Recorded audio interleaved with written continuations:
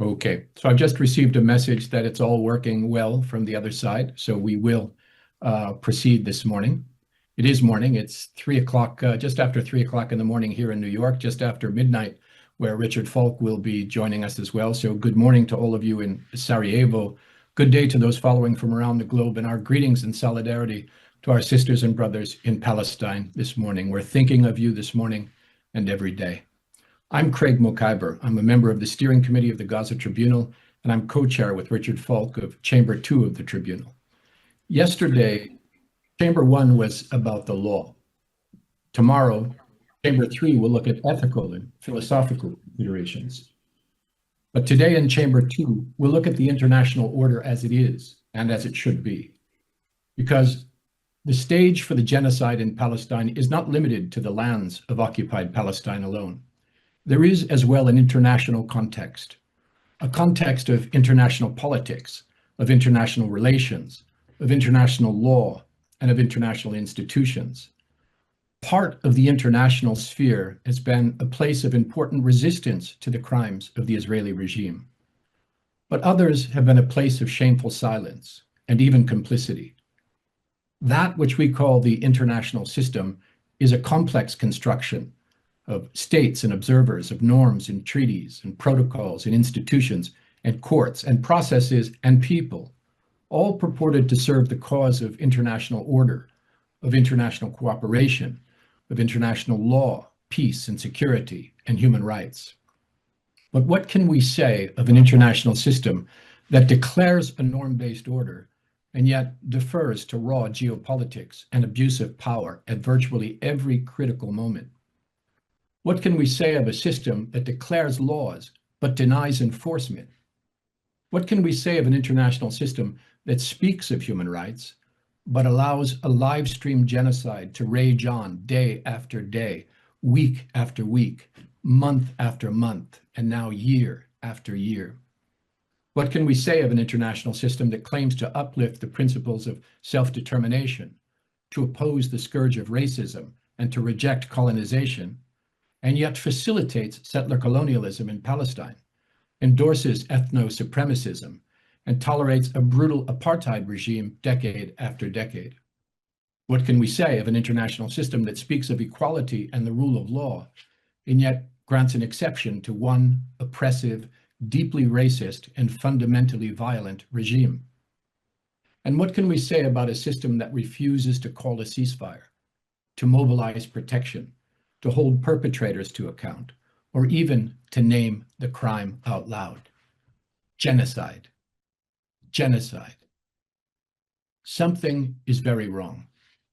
But there are also some lights illuminating the international path to a more just course in civil society and social movements, on college campuses, in the initiatives of people of conscience like this tribunal, in the independent human rights mechanisms of the United Nations, and even in the international tribunals in The Hague.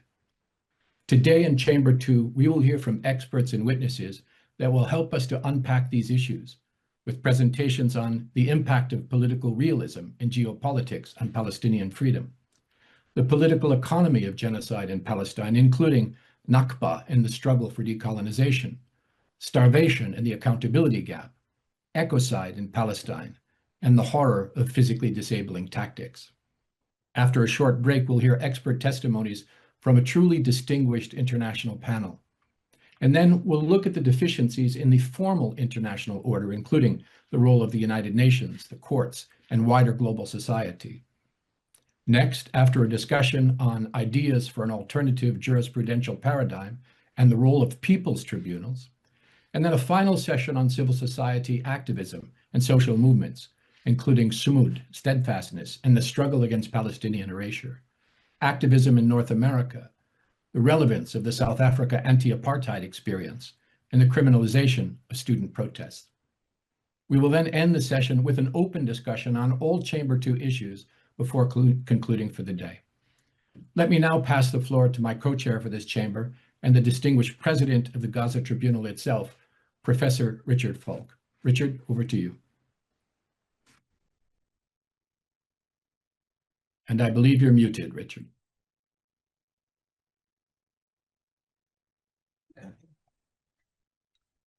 Thank you so much for introducing Chamber 2 in a way that encompasses its parameters very elegantly and conceptually coherently.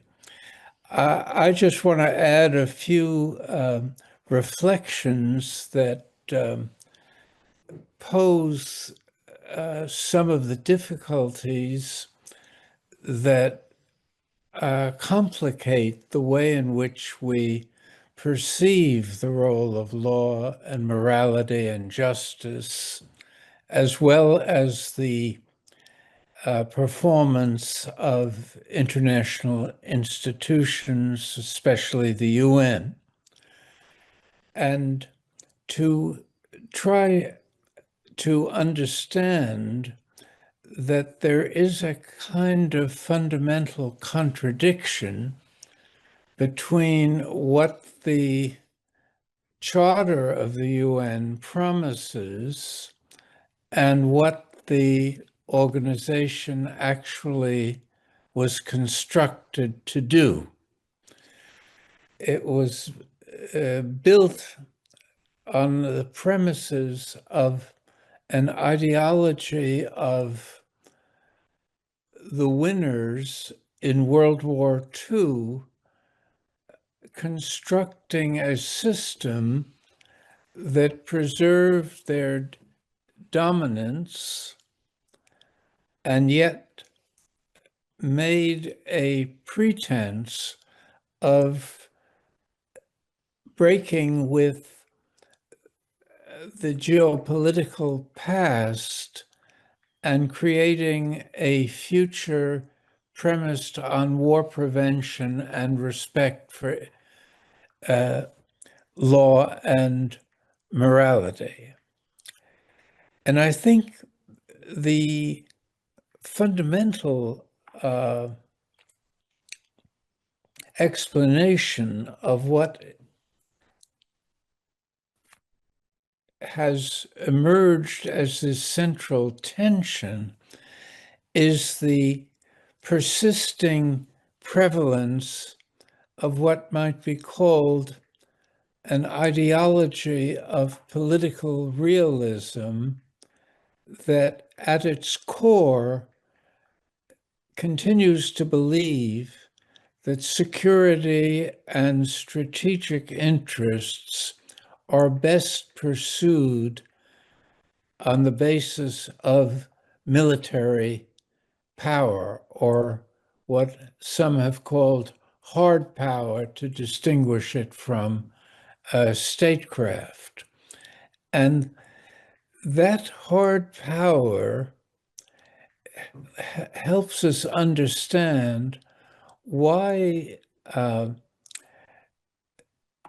the 5 winners in World War II were given, in effect, a get out of jail card with respect to their own behavior in the form of a veto in the Security Council, which was the only decision-oriented or decision-empowered organ of the UN and the basic arbiter of law and morality in international affairs. And so one had this, on the one side, this idealistic development of a new order based on war prevention and respect for international law, but underneath you had the continuity of a power-oriented international system in which these permanent members of the Security Council, the so-called P5, could continue to dominate behavior through the primacy of geopolitics.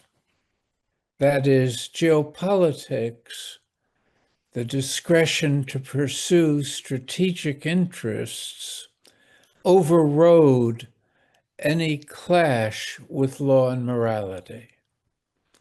So that seems to me one of the underlying issues confronting Chamber 2, and it's related to this cynical use of law and morality in that kind of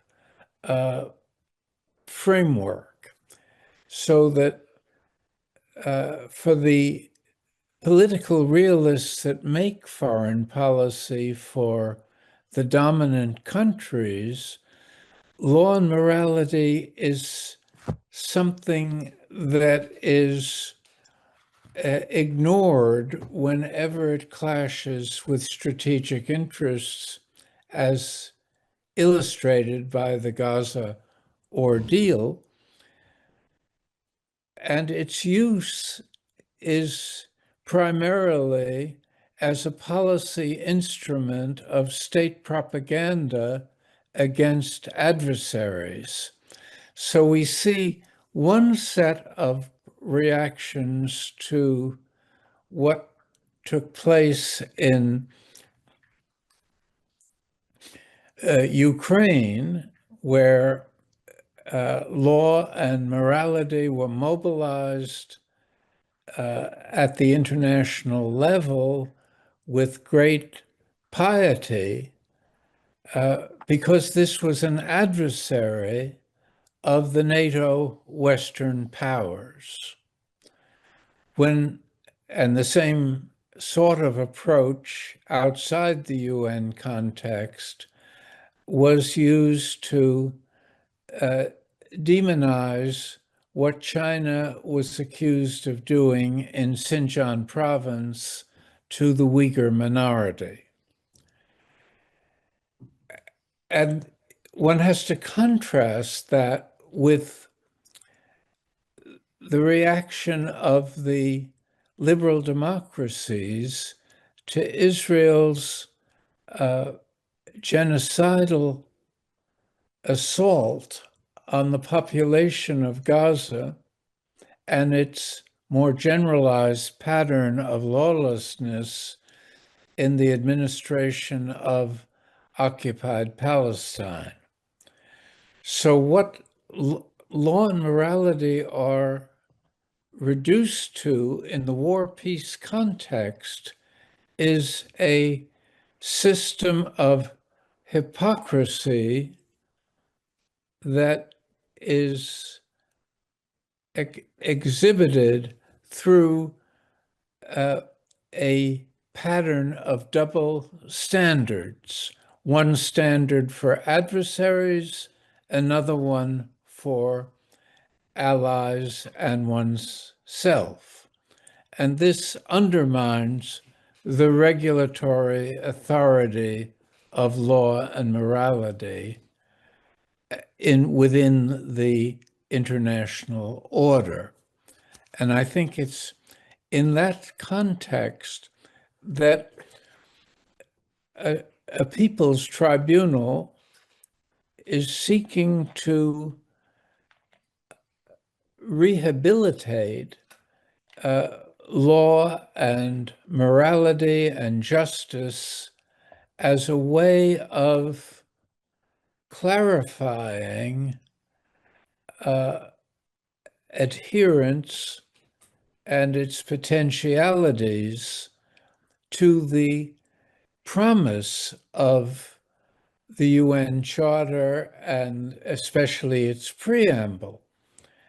And so one has at the base of this Gaza Tribunal initiative the idea that law and morality are in the service of justice and are treated as norms applicable to the self as well as to the other. And so it foreshadows a different kind of realism that is premised on the unity of humanity and the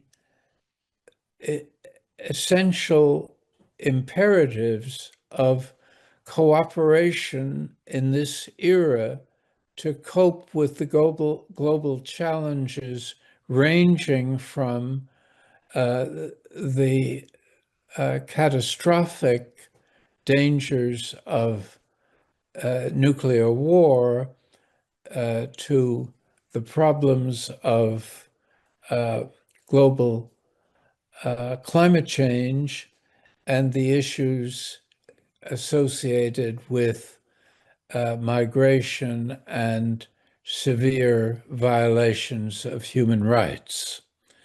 So it is against this set of considerations that our program today is designed to raise facets of this complicated but crucial set of issues.